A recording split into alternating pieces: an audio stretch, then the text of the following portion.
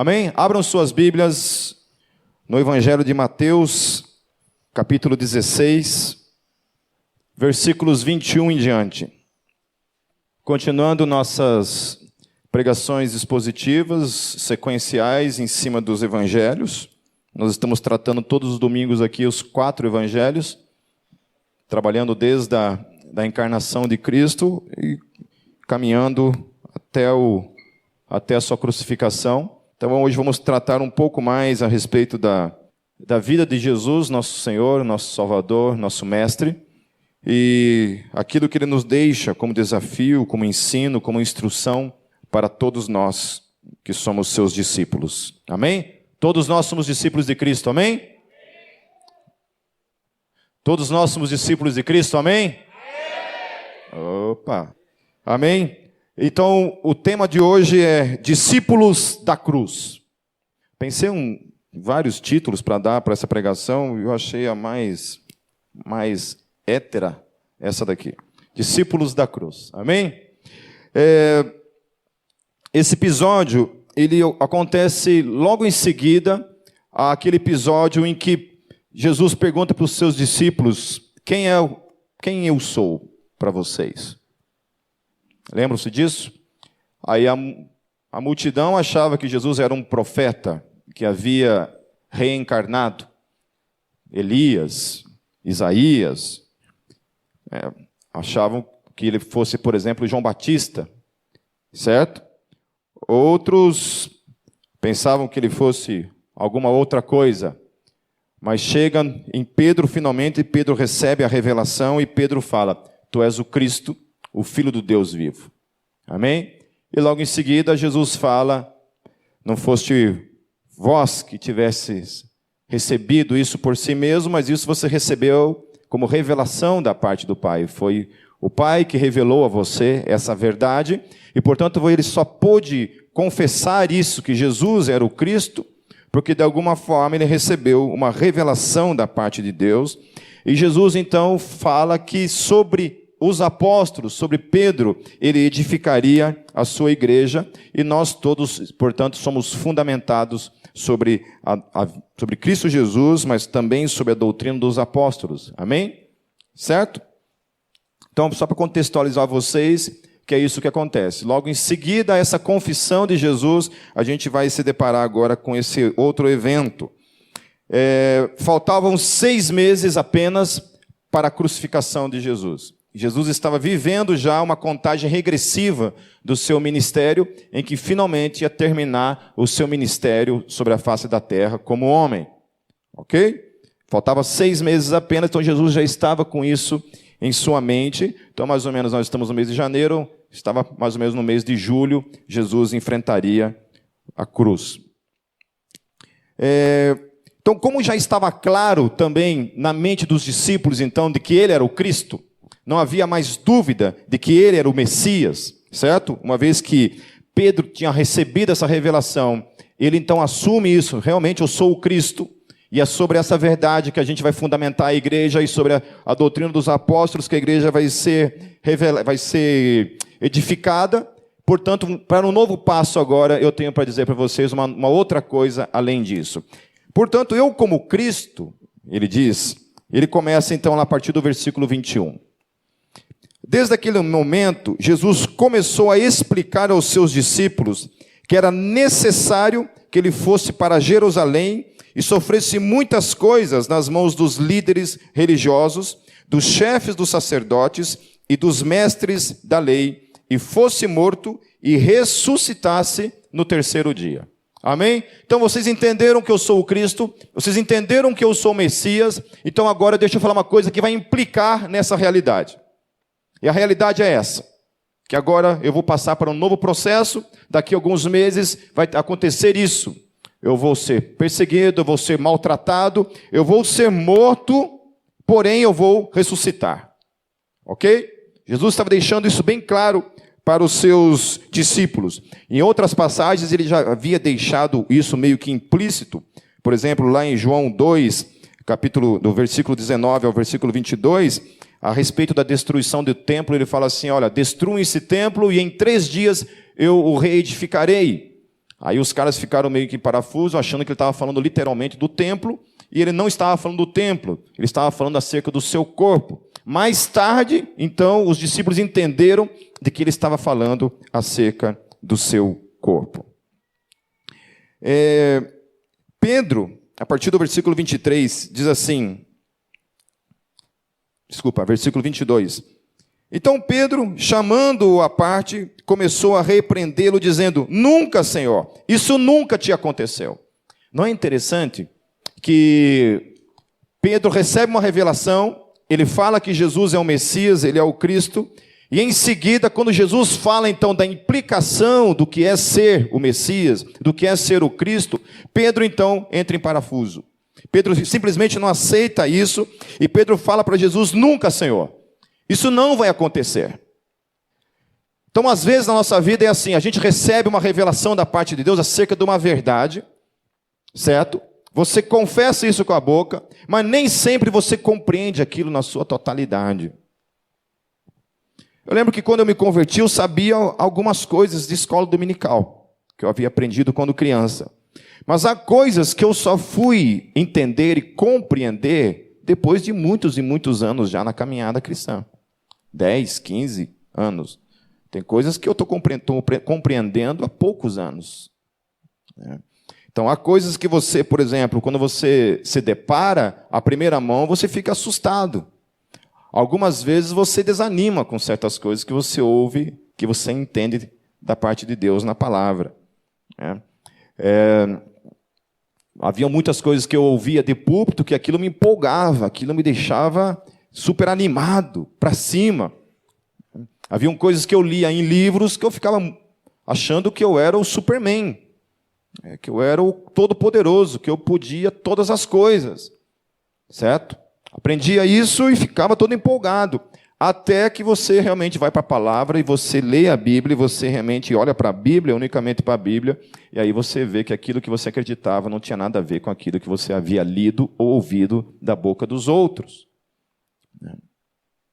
E aquilo te trazia uma certa decepção, não com a Bíblia, mas com as pessoas, de alguma forma. Então Pedro, ele havia entendido da parte de Deus, compreendido que Jesus era o Messias, mas quando se tratou da praticidade dessa realidade, ele tenta de alguma forma falar para Jesus desistir disso. E fala, não, Senhor, isso não vai acontecer com você. Isso não vai acontecer. Isso também se reflete muitas vezes na nossa vida. Quando a gente aceita certas coisas como verdades, e quando aquilo se torna carne na nossa vida, quando vai para a parte da praticidade disso, a gente tem certas crises. Você sabe quantos anos já eu falo nessa igreja? 15 anos que eu falo que você é cristão, você é chamado, você é discípulo, você vai servir a Deus, você vai morar no céu, mas nesse mundo você terá aflições, você será perseguido, você ficará doente, você provavelmente pode morrer de uma doença, pode morrer atropelado, pode morrer de todas as formas possíveis que um ser humano pode morrer. Você sendo crente, você sendo filho de Deus, isso pode acontecer com você. Mesmo falando isso todos os domingos, falando isso durante 15 anos, ainda tem gente que quando passa pelo deserto, dá de dedo na cara de Deus. Então, conhecer uma verdade e você encarnar essa verdade na vida tem uma distância muito grande. O que eu tenho mais ensinado essa igreja, nesses 15 anos, a não ter uma fé movida pelo seu emocional. Eu, num aconselhamento essa semana para uma pessoa que estava assim, em crise, ela me abrindo o coração e falando assim, Pipe, eu vou no culto, a palavra não toca mais em mim, o louvor não toca mais em mim, do jeito que eu chego eu saio, e não sinto mais. Não sinto vontade de orar, não sinto vontade de ler a Bíblia. E eu falei para a pessoa assim, mas eu também não sinto. Eu não sinto nada. O que é sentir, né? Sentir o quê? Do que nós estamos falando? Também não sinto nada. Eu não acordo assim com aquele sentimento de vontade de orar. Tipo assim, levanto assim, flutuando já assim. cheio do Espírito, assim, sabe? Já chega assim, a Kátia já cai, já logo, já se manifesta na hora, assim, com a minha santidade, assim, sabe? O Gabriel já fica perturbado também no quarto, porque eu já acordei já pro terror. O inferno em todo estremece quando eu acordo. Porque acordei com aquela vontade de orar, sou todo-poderoso. Isso nunca aconteceu. Né? Não preciso dizer que nunca aconteceu isso, que isso, obviamente, é uma palhaçada. Né? Isso não acontece. Geralmente acontece o contrário. Acordo endemoniado e daí tento dar uma expulsadinha ali para tentar conseguir orar. Faz um esforço para tentar ler a Bíblia. Né? Faz um esforço para vir para a igreja, mas é isso. É isso. É isso mesmo. Às vezes eu me emociono. Estou no momento ali, de uma reflexão. A palavra fala comigo, porque uma coisa que fala muito comigo é a palavra e me leva a ter um momento de quebrantamento, de chorar na presença de Deus. Às vezes no louvor é isso. Mas geralmente 99% da minha vida, caminhada cristã, é igual uma pedra. Sentimento zero. Certo? Se vocês falarem assim que eu tenho um sentimento de dar aconselhamento para as pessoas, assim, né? Como eu amo dar aconselhamento para as pessoas. Brunello ia na minha casa na sexta-feira, acordei de manhã, eu só vi um recado dele assim, fui dormir agora. E o recado era de 5 horas da manhã. Ficou até 5 horas da manhã dando aconselhamento. Uma delícia. É uma benção. Uma vez eu fui dar um aconselhamento, eu comecei meia-noite a dar um aconselhamento para um casal que tinha brigado. Aí, blá, blá, blá, blá, blá, blá, blá, blá, blá, sai Satanás, em nome de Jesus, desse corpo. E aí expulsando o demônio até 1 hora da manhã, né? Quando eu falo demônio, não é o demônio, literalmente, sabe? Mas vocês ficam meio endemoniados quando vocês estão brigados. E aí, 1 hora da manhã, eu falei, amém? Amém? Amém, amém. Quando eu fui orar, mas e se? Aí a mulher falou, mas e se? Mas e se? Começou tudo de novo, e lá vai eu. Do zero de novo. Mas é isso aí. Gênesis, no princípio criou Deus os céus e a terra, e começamos, até Apocalipse, 2 horas da manhã, amém, vamos orar, amém. Mas e se? 3 horas da manhã, 4 horas da manhã, mas quando eu falar mais e se, eu estou indo para casa, tchau. E fui embora. Cheio do Espírito ainda. Fui embora, falei, tchau. Tchau para vocês, amanhã a gente conversa. Beleza? São 4 horas da manhã. Então é isso. Sentimento. Às vezes quando a gente fala sobre sentimento também relacionado a casamento, né? Essa maldita palavra do Satanás. Sentimento. A gente tem a primeira geração que é movida por isso. Sentimento. A gente quer se relacionar baseado nisso. A gente acha que é isso que nos move. A gente pensa que a fé, a vida cristã é movida por esse tipo de estupidez. Eu fico pensando na pessoa que é bipolar, se ela é movida por isso sendo casada. Coitada dessa pessoa. Então a gente não pode se mover por sentimentos, meus queridos. O amor não está movido por isso. O amor não pode ser movido por sentimentos. Tem que ser movido por outras razões, que são razões racionais. Então, por exemplo, quando tem algum sentimento de abandonar a fé, por exemplo, racionalmente eu penso em algumas coisas. Eu penso naquela tumba vazia lá em Jerusalém. Eu penso em tudo aquilo que eu já experimentei em Cristo Jesus na minha vida. Eu penso em tudo aquilo que eu já vi Jesus fazendo na vida dos outros. Eu penso no diabo, nessas horas, porque eu sei que o diabo existe, porque eu já vi gente endemoniada. Entendeu? E eu sei que não era fingimento. Já vi coisa feia. Então, por causa dessas coisas, sobreponho as minhas emoções e continuo a caminhada. Em nome de Jesus. Amém? Você viu alguma vez na Bíblia dizendo assim, se vocês sentirem vontade de amar a Deus, amem a Deus? Se vocês sentirem vontade de orar, orem. Se vocês sentirem vontade de estar em comunhão, estejam em comunhão. Se vocês sentirem vontade de obedecer, obedeçam. Não existe isso nas Escrituras. As Escrituras são pontuais. Orem, leiam, estudem, meditem na palavra. Estejam em comunhão. sirvam, façam o seu ministério acontecer em nome de Jesus. É isso que a gente vai falar nessa noite. Amém? Então Pedro, ele surta ali. E ele dá essa palavra para Jesus. Então ele vive dois extremos em minutos, momentos ali. Em um momento ele está ali confessando que Jesus é o Cristo, e num outro momento ele está falando da boca do diabo. Ele está aqui sendo um homem de Deus, profeta de Deus, boca de Deus, e aqui ele está sendo profeta do Satanás, boca do diabo, para Jesus.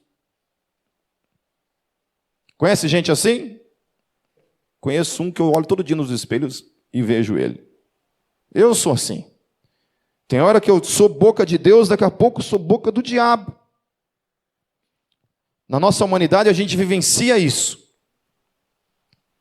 No versículo 23, aí olha que Jesus olha para ele e fala, Jesus virou-se e disse, para trás de mim, Satanás, você é uma pedra de tropeço para mim, e não pensa nas coisas de Deus, mas nas dos homens. Lá em Marcos 8:33, o texto diz que Jesus olhou para os seus discípulos e para Pedro. Então, quando Pedro fala aquilo, o texto fala que Jesus olha para eles. Eu fico imaginando o olhar de Jesus nessa hora. Né? A hora que ele olha, aquele olhar assim, fulminante, né? Olha, fulmina eles assim, tipo assim, cara, vocês não entendem nada mesmo, né? Aí ele olha para Pedro e ele fala palavras aqui pesadas. Ele fala para Pedro assim, para trás de mim, Satanás. Ele chama de Satanás, ele não chama de outra coisa. Ele fala, para trás de mim, Satanás, você é uma pedra de tropeço. Agora, veja bem, a palavra que Jesus está utilizando aqui. Primeiro, Jesus fala que Pedro é o quê? É uma pedra. Não é isso que o texto fala lá no outro texto? Que Pedro era uma pedra, e sobre esta pedra ele edificaria a sua igreja. Jesus fala isso, que Pedro era uma pedra para ser edificada. E agora, momentos depois, Jesus está dizendo que ele é um outro tipo de pedra. Então eu e você podemos ser essa pedra de edificação na vida do outro, e ao mesmo tempo, daqui a pouquinho, eu e você podemos ser essa pedra de tropeço na vida dos outros. Quantas e quantas vezes eu vejo gente sendo pedra de tropeço, que poderia ser uma pedra de bênção, de edificação, e parte para ser uma pedra de tropeço na vida dos outros. Meu querido, quando eu e você, como filhos de Deus, saímos no mundo, cometendo pecados, pecando contra Deus, pecando contra o corpo, nós estamos sendo pedra de tropeço, envergonhando o nome de Jesus. Quando a gente vai para aquela porcaria de Facebook, e a gente faz certas declarações do diabo lá na timeline, fazemos pronunciamentos, posicionamentos que vêm do inferno, é o reino que está sendo envergonhado. Nós estamos sendo pedra de tropeço. Quando a gente fala assim que bandido bom é bandido morto, por exemplo. Quando a gente curte isso, quando a gente divulga esse tipo de coisa. Eu já falei que eu não sei o que está acontecendo com essa geração de crentes de hoje.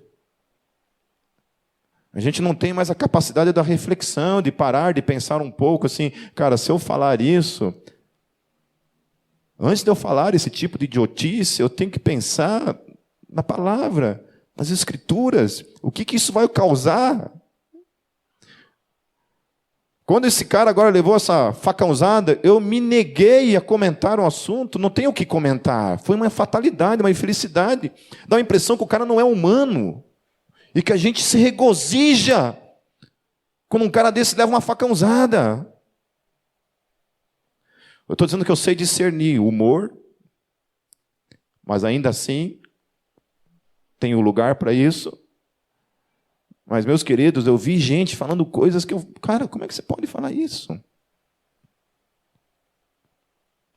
Existe uma diferença entre você julgar um ensino.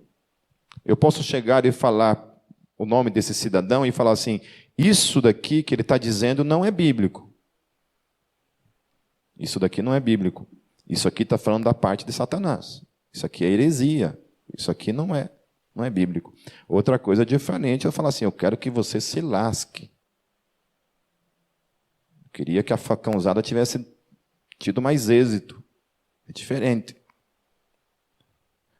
Todos nós estamos pagando um preço, meus queridos, por esse evangelho sendo pregado na televisão.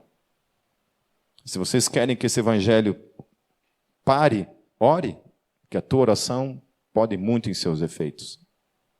Ore então, Senhor Jesus, chega desse evangelho falso, chega desse evangelho falso, e vamos falar sobre isso. Vamos pregar o evangelho genuíno então. Amém? Então Jesus ele se volta e ele fala assim: Pedro, você acabou de ser uma pedra de edificação e agora está sendo uma pedra de tropeço. Nós podemos, queridos, vivenciar então essas duas realidades em nossas vidas, mas o nosso chamado é para sermos pedra de edificação. Amém? Amém? Hoje eu fiquei muito feliz porque eu estou lendo um livro chamado Galileu na Prisão e Outros Mitos sobre Ciência e Religião. É o nome desse livro. Eu achei interessante hoje, assim, porque o capítulo 24 fala sobre a questão do criacionismo. As ideias criacionistas são um fenômeno unicamente americano. É nos Estados Unidos que isso está acontecendo. Então, esse capítulo inteiro traz os dados do como o criacionismo, ou design inteligente, ou o evolucionismo teísta, mas principalmente esses dois, está tomando uma proporção grandiosa no mundo todo. Falando de porcentagens mesmo, que eu nunca sonhei que países como, por exemplo, a Coreia, é talvez o país que tem o maior número de criacionistas sobre a face da Terra. E países árabes, Nova Zelândia, Austrália, Holanda, uma coisa assim surpreendente, que eu fiquei assim feliz por isso, né? Então, eu acho que a gente precisa se preocupar sobre a pregação do Evangelho, o anúncio do Evangelho. Eu estou dizendo isso, que o Evangelho está aí, queridos. Confrontando o mundo, de alguma forma. Certo? Através da ciência, através de outras formas. Então, eu acho que a gente, ao invés de sair falando certas expressões que vão escandalizar, que vão servir de pedra de tropeço para o reino, é hora de você ir para a tua timeline, falar palavras de edificação, em nome de Jesus, sabe? Vamos ser uma igreja que edifica o reino, e não que seja pedra de tropeço no reino. Meu Deus, como tem gente chorona no reino de Deus hoje. Como tem gente chorona, reclamona. Amém? Faça disso um teu propósito. Amém? Então, portanto, é possível a qualquer um de nós fazer confissões verdadeiras e contradizê-las em seguida. É possível você ser uma pessoa a qual Deus edifica o seu plano e, ao mesmo tempo, ser uma pedra de tropeço neste mesmo propósito. Pedro vivenciou isso numa realidade muito próxima ali, entre uma confissão real e verdadeira e um passo depois fica como pedra de tropeço na vida de Jesus. Então Jesus disse aos seus discípulos: se alguém quiser acompanhar-me, negue-se a si mesmo e tome a sua cruz e siga-me. E o que é interessante no que ele disse para Pedro, ele fala assim para Pedro: Pedro, você, Satanás, cogita as coisas dos homens. Quando eu e você cogitamos nas coisas dos homens, as coisas desse mundo, agir segundo a carne, pensar segundo a carne, falar segundo a carne, falar das coisas que não provêm do Espírito, nós estamos falando das coisas dos homens, onde Satanás é especialista, e onde nós também somos especialistas, em falar das coisas da carne, expressar as coisas da carne. O ódio só vem da carne, o ódio não vem da parte de Deus, meus queridos. Ele fala então, negue-se a si mesmo, tome a sua cruz. Só tem um jeito de a gente matar esses conceitos meramente humanos, humanistas, da carne, que procede da parte do diabo. E qual é? Pegue a sua cruz e siga-me, ele fala. Negue-se, negue-se. Vocês não têm noção de quanto debato por dia eu nego. Quantas vezes eu tenho vontade de falar coisas ali, mas eu não falo. Seguro, mordo a minha língua. Não vou. Lá em Lucas 9:23 diz assim, que eu acho mais poderoso ainda em Lucas, porque ele diz assim, Jesus dizia a todos, se alguém quiser acompanhar-me, negue-se a si mesmo. Daí ele fala assim, tome diariamente a sua cruz e siga-me. Diariamente é o quê? Diariamente. É todo dia. Não é um dia. Não é um momento. Não é uma etapa da nossa vida. Não é somente em certos tempos. Diariamente é todos os 365 dias do ano. Enquanto você estiver vivo, essa cruz não deixa de estar ali, sobre os meus e sobre os teus ombros, sendo carregados todos os dias. Não é um momento que fala, estou cansado do evangelho, estou cansado dessa vida de crente, eu só me ferro. Que nem uma pessoa que está passando por um problema para mim, e me abriu o coração e falou assim, pior que agora, Pipa, eu estou indo na igreja. Eu falei assim, mas é isso mesmo. Às vezes é até pior quando você está nela. Parece que quando você sai dela, o Satanás dá uma aliviada. Eu falei, aí sim, dá uma folguinha para ele, porque ele merece. Enquanto você está na igreja, é isso, é diariamente. Tome a sua cruz e siga-me. Diariamente. Repita comigo, diariamente. Amém? Diariamente. É todo dia. Todo dia. Para que você seja uma pedra sobre a qual Jesus edifica algo, é necessário negar-se a si mesmo. É necessário tomar o mesmo caminho o qual Jesus tomou, o caminho da cruz.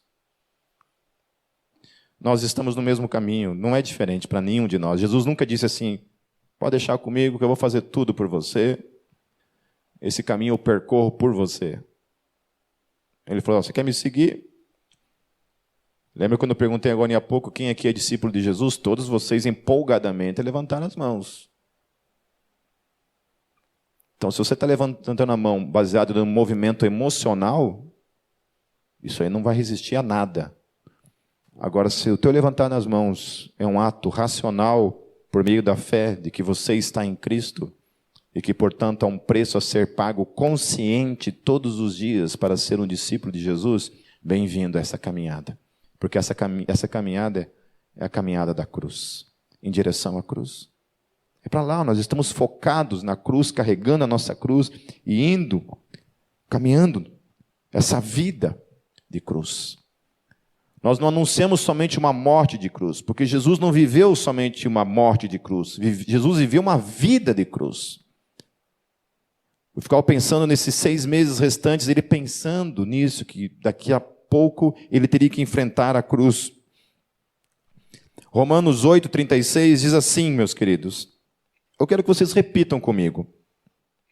Como está escrito, por amor de ti, enfrentamos a morte todos os dias.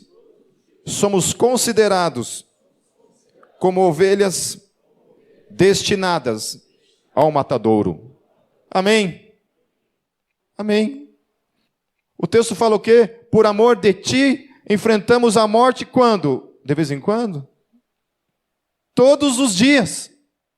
E que morte que é essa? Aqui é literalmente morte. Para mim e para você, Deus deu uma aliviada. Você só precisa morrer para si mesmo. Só precisa morrer para esse mundo. Só precisa morrer para a sua carne.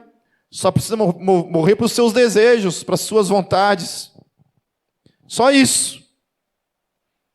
E é interessante que esse texto é o mesmo texto que fala que nada irá nos separar do amor de Deus.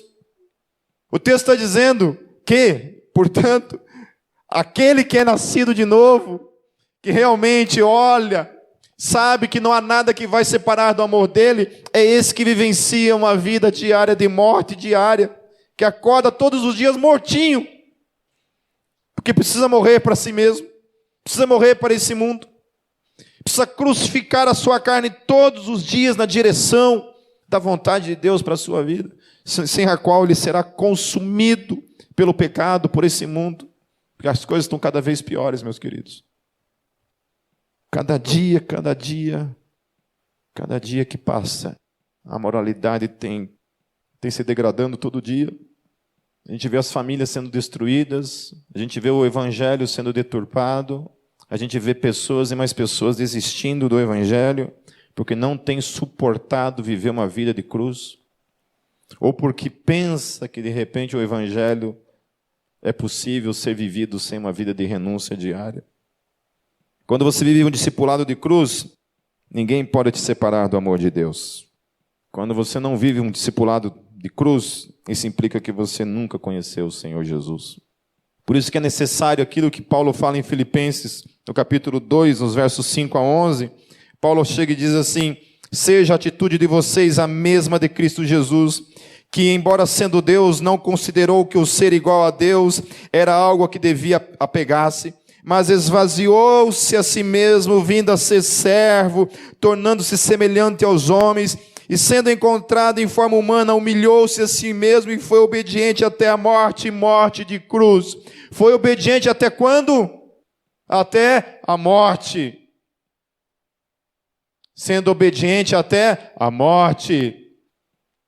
O texto fala que quando Jesus está lá no Monte da Transfiguração, Augusto Cury trata isso num dos livros, fala que a tensão emocional sobre Jesus era tão grande, diante daquilo que ele ia experimentar em seguida, que era a morte, porque Deus nunca tinha morrido.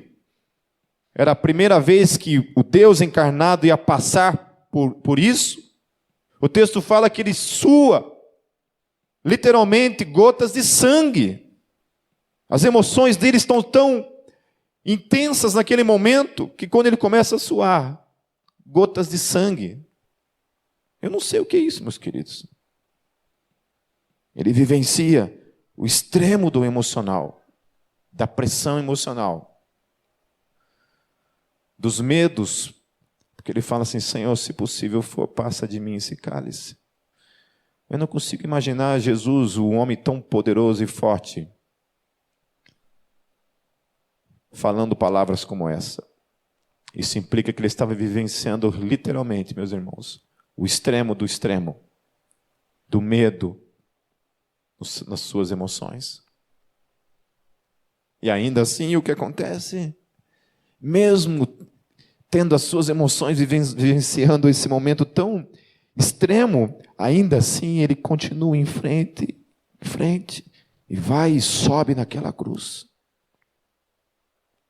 E eu e você queremos no dia a dia, por causa de uma estupidez, de coisas que acontecem nos nossos emocionais diários, a gente quer pegar e chutar tudo. É como se a cruz ela dependesse de emoções para a gente acreditar, né? Assim, não estou sentindo, Jesus, que você morreu de verdade. Salvação não tem a ver com sentimento, meus queridos. Tem a ver com confissão e fé unicamente, ponto final. Fé. A Bíblia fala que se você crer, você será salvo. A Bíblia nunca falou assim: se você sentir que você é salvo, você será salvo. Eu não sinto que eu estou salvo. Eu tenho uma certeza absoluta por meio da fé de que eu sou salvo em Cristo Jesus. Porque as minhas emoções são mentirosas, mas a palavra de Deus jamais mente. Nunca ela poderá mentir para mim e para você. É nela que eu confio, é nela que eu me movo, não tem nada a ver com o que eu sinto ou deixo de sentir. Jesus morreu, aqui diz. Deus me ama, aqui diz. Aqui diz que eu devo crucificar a minha carne e viver uma vida de cruz, e é por isso eu vivo. Aqui diz que os apóstolos se lascaram mais que não sei quem na face da terra. Se eles sofreram, se Jesus sofreu, eu quero ser coparticipante dos sofrimentos de Cristo nesse mundo. Não depende de mais nada, a não ser da fé. E ele continua no versículo 25, ele fala assim: pois quem quiser salvar a sua vida, a perderá. O que Pedro falou para ele? Não, Senhor, isso não vai acontecer com você. Salve-se a si mesmo. Aí, como se Jesus estivesse dizendo para Pedro assim: Pedro, você não consegue entender, Pedro, que para se ter vida é preciso morrer. Para que eu e você tenhamos vida, nós precisamos morrer. Para que nós tenhamos vida, nós precisamos morrer. Pois quem quiser salvar a sua vida, a perderá. Mas quem perder a vida por minha causa, a encontrará. Lá em Marcos 8,35, Marcos faz uma emenda, ele fala assim: pois quem quiser salvar a sua vida, a perderá. Mas quem perder a vida por minha causa e pelo evangelho, a salvará. Aleluia! Então não é somente morrer por causa de Jesus, mas também é morrer por causa do evangelho. Amém? Por causa do evangelho. Você sabe quantas vezes a gente foi tentado a negociar o evangelho nesses 15 anos? Porque a gente via igrejas que pregavam teologia da prosperidade passar de 0 membros a 3.000 membros em minutos, em meses, e você entrar em crise. Falei, Deus, o que acontece? A gente tenta falar da cruz, de uma vida de renúncia, um evangelho puro e simples, e as multidões viram as costas. Aí você fala de dinheiro, dinheiro, dinheiro, dinheiro, dinheiro, dinheiro, e isso enche a igreja. Você fala de cura, de bênção, bênção, bênção, isso enche a igreja. E aí quando eu quero ter minha crise, eu lembro de Jesus. Eu lembro dele curando multidões. E quando ele começa a falar sobre o discipulado, sobre a vida cristã, o chamado de ser um discípulo e caminhar atrás dele, o que acontece com as multidões? As multidões vazam. Porque as multidões não querem saber de cruz, meus queridos. Quem quer saber de cruz está aqui. Ou está em alguma igreja que prega a cruz. Pessoas que estão em igrejas que pregam a prosperidade não estão atrás da cruz. Estão atrás de outras coisas, menos a cruz. Por isso ele chega no versículo 26, ele fala assim: pois que adiantará o homem ganhar o mundo inteiro e perder a sua alma? Ou o que o homem poderá dar em troca da sua alma?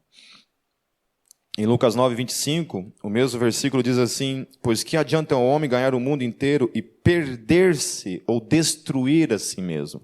Jesus está dizendo então o seguinte: que aquele que não vive uma vida de cruz, está vivendo uma vida de destruição. É interessante que no Evangelho, morte é vida. E vida é destruição. Quando você vive uma vida de morte, de discipulado na cruz, você tem vida. E o texto está dizendo que quando você vive uma vida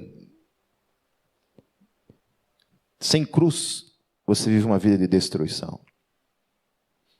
E é por isso que não há em mim nenhum tipo de inveja. Quando eu falo em mim, eu estou falando de nós como todos. Não deve haver em nós como todos nenhum tipo de inveja com relação àquilo que o mundo experimenta. Eu não sei o quanto vocês experimentaram da vida, o quanto vocês aproveitaram a vida antes do Evangelho. Eu vivenciei algumas coisas antes de vir para Cristo. Eu lembro como era a minha vida. Eu lembro o vazio que era. Eu lembro a falta de sentido na vida, a falta de propósito, a falta de paz que eu tinha dentro de mim.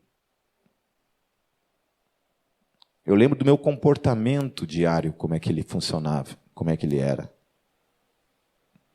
Daí eu lembro que quando eu conheci a Cristo, eu lembro de quando eu conheci Jesus, realmente, de verdade.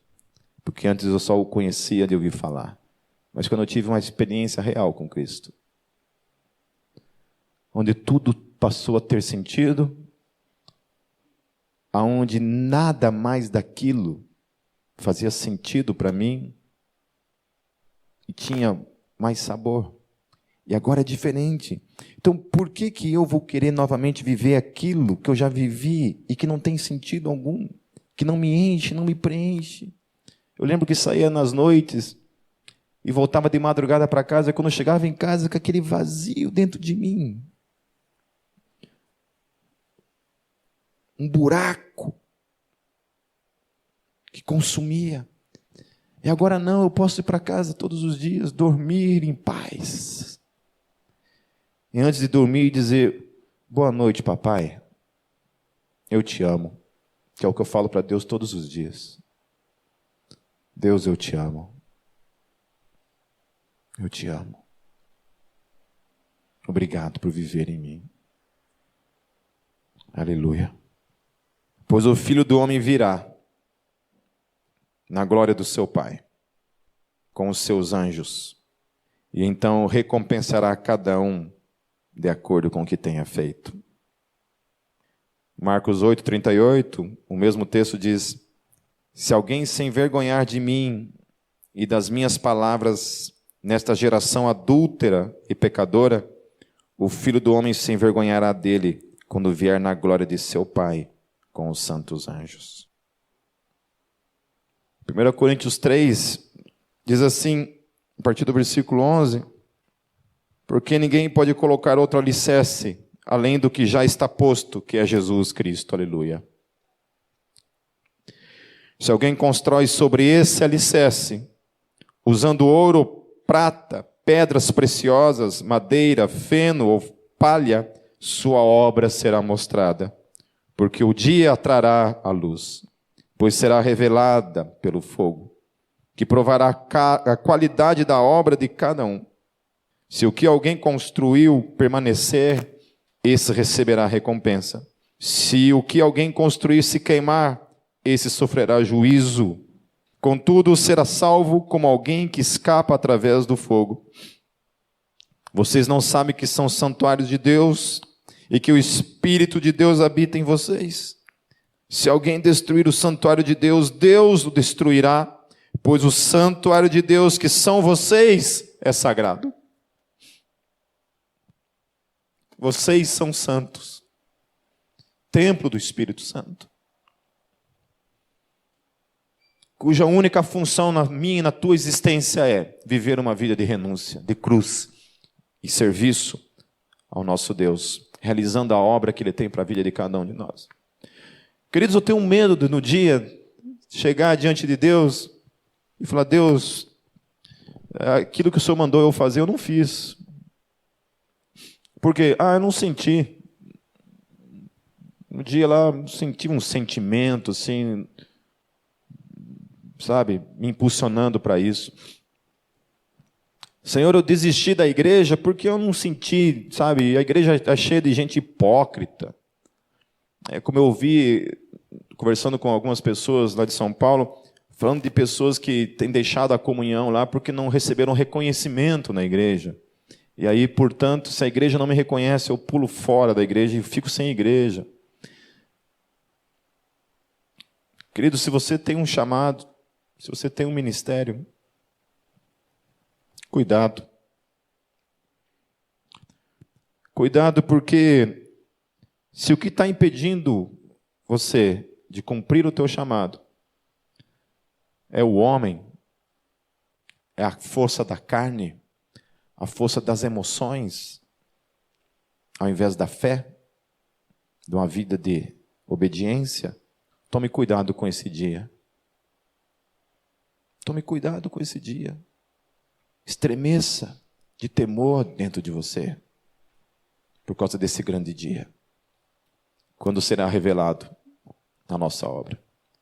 Aí eu fico pensando no discipulado cristão, e esse discipulado da cruz, que é essa vida de renúncia. E quando Paulo fala lá em 2 Coríntios, ele diz assim: pois todos nós devemos comparecer perante o tribunal de Cristo, para que cada um receba de acordo com as obras praticadas por meio do corpo, quer sejam boas, quer sejam más. Quando olho para a minha vida e as coisas que às vezes a gente insiste em fazer por meio do nosso corpo, da nossa carne, ao invés de viver uma vida de renúncia, que esse é o chamado do discipulado, meus queridos. Não tem como a gente aliviar. Não tem como o Pipe aliviar, nenhum pastor na face da terra pode aliviar isso. Isso aqui é um chamado de Jesus para mim e para você, para todos nós sem exceção. Não é para poucos, é para todos, para a igreja na sua história. Amém? Que a gente viva um ano de 2017. Coloque isso como propósito. Senhor, eu quero viver um 2017 de cruz. Quero deixar eu de lado. Quero deixar as minhas vontades, os meus prazeres, os meus escândalos, tudo aquilo, Senhor, que não é pedra de edificação, que é pedra de tropeço na minha vida, Senhor, eu quero deixar de lado. Eu quero ser um homem, uma mulher, cuja pedra é edificada a tua igreja, em nome de Jesus. Antes do grande dia chegar, meus queridos, que a gente encontre graça diante de Deus para nos posicionarmos, para que quando Ele vier, Ele nos encontre, servindo a Ele numa vida de cruz, até o fim. Feche seus olhos. Quero que você pense um pouquinho a respeito disso. Enquanto eu estava falando, o que o Espírito Santo foi falando no teu coração, com relação a coisas que precisam ser mudadas? Quais são essas coisas que o Espírito Santo te ajuda a identificar como pedra de tropeço na tua vida? Senhor Jesus, nós queremos, Senhor Jesus, viver o ano de 2017, Senhor Jesus, diariamente, uma vida de cruz. Diariamente, Senhor. Não somente em alguns dias, alguns momentos, mas nos ajude, Senhor, a viver esse ano todo, sendo pedras de edificação, ao invés de pedras de tropeço. Senhor, quando a gente estiver, Deus, em